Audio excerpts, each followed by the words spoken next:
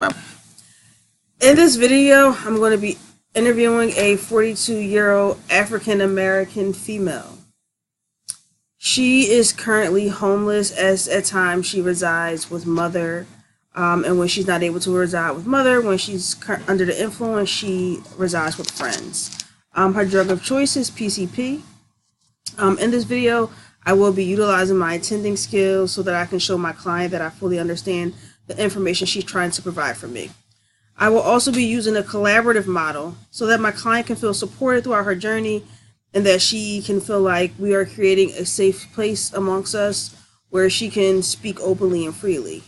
I hope to be able to gauge where she's at and hopefully help her to devise a plan where she can begin to treat and use therapy as a way to kind of cope with what she's going through outside of using different substances and self-medication, to make it and to deal with her trauma.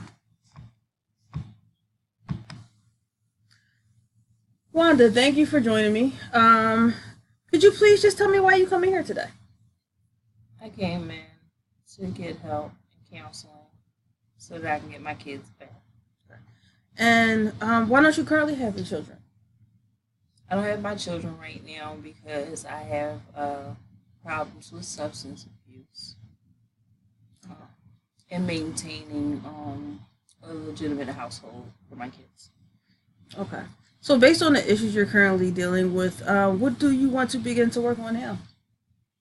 I would like to work on getting off of drugs and maintaining a consistent relationship with my children. Okay. So I'm going to ask you a series of questions today and over the next several visits just to get to know you better. And also to learn about some of the experiences that impacted your life. Some of these questions might be sensitive, and if you do not want to answer the questions, please say thank you, or please say no thank you. It is better if you let me know that you're not interested in answering the question versus feeling pressure to come up with any answer. Where do you currently reside? When my mom allows me to come to her house, I can live with her. But other than that, I'm couch surfing from friend to friend. Okay, and who do you, or how many people do you usually find yourself, living with? If I'm couch surfing, it can be between 3 people to 7 people. Depends on who's living there at the time. Okay. What's your relationship like with your family? I know you said your mom allows you to stay there, at times. What's your relationship like with other members of your family? Other members of my family, I don't communicate with, but I am allowed to communicate with my mother as long as I'm not on drugs. What else would you like me to know about your family? That they are judgmental and they they don't believe in second chances. Now, about your children, you said you currently don't have your children. Correct. And the issues that surround you not having your children, would it be your housing and your drug use? It's because I'm on drugs, and it's because I'm having a hard time maintaining, a roof over their head. Does that have anything to do with employment? Are you currently working at the time? No, I'm not working. Okay. So who do you perceive as people who love you, and who do you love? My children love me, and I love my children.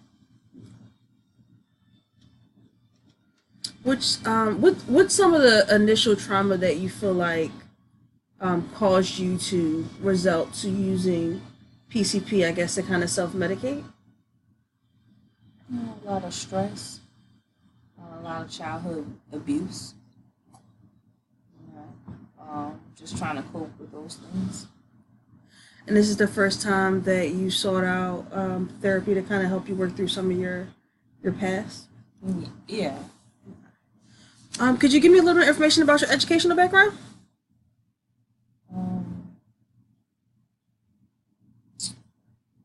I'm working on getting my GED. Good. I think getting your GED will definitely help you in regards to securing employment and then, securing housing. So that's good to hear. What does a typical day look like for you? Um, when I'm not feeling really, really sad, I may get out of the bed around 12 o'clock. Um, and I'll try to look, ask around to my friends ways I can get money so that I can, eat and maybe get, um, some money to my kids. They're in two different homes, so I just want to be able to help out as much as possible, but I still want to survive. You said your children are in two different homes. Are you permitted right now to have contact with them? Only over the phone. How often are you able to talk to them on the phone? Whenever they call me, I can talk to them over the phone. Can we talk a little bit about who you have in your corner who may be supportive? I know you mentioned your mother lets you stay in her home from time to time when you're not using or under the influence. Would you find her to be someone who's supportive in your life right now? Sometimes, with my friends all the time. And how are they supportive to you? Whether or not I'm using or not, they'll give me a place to stay. And when do you spend time with them, or you sleep and you go out on the day? Do you spend time with your friends? No. No, I can sleep there, but usually throughout the day, I'm trying to find a way to make money. Okay. When you do hang out with your friends, maybe not the ones that you necessarily um, are living with. What are some of the things you like to engage in when you do hang out with friends? It depends. If I'm with certain friends that like to try to make money, then we'll try to make money. But if I'm with certain friends that are sad, like I'm sad, then we'll do drugs together.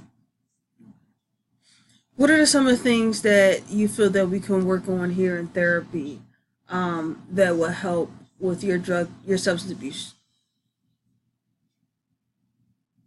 Keeping me busy enough where I don't want to do drugs.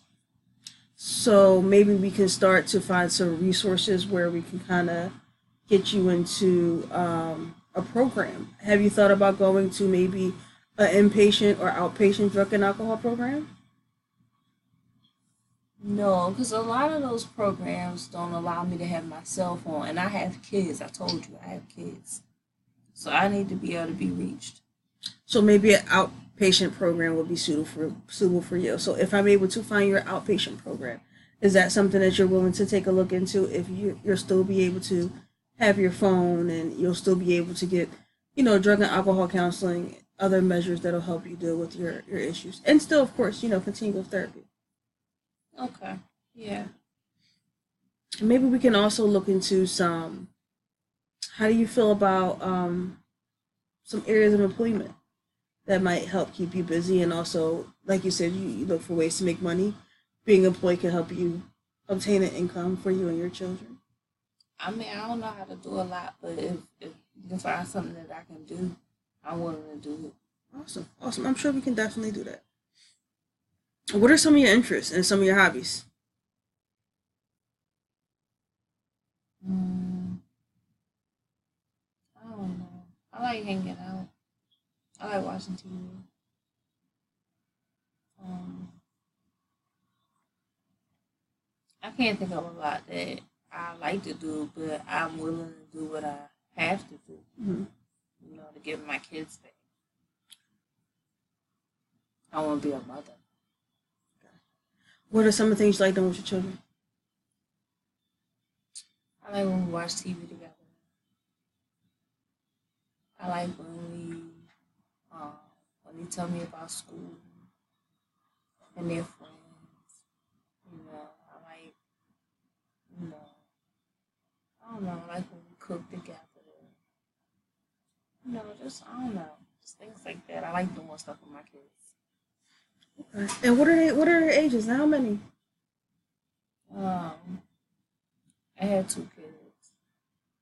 One 10, one's 8. And girls, boys? My son is 8, and my daughter's 10. Nice. That's pretty good years. Awesome. Okay. That sounds like a plan. I think with the information that we have, we can probably kind of start to develop some goals for you. And then once we figure out goals that you want to work on, we can kind of work on little steps that'll help you reach those goals. And we can do that together. That sounds like something that you want to do? Yeah, sure. Awesome. Let's work towards that then.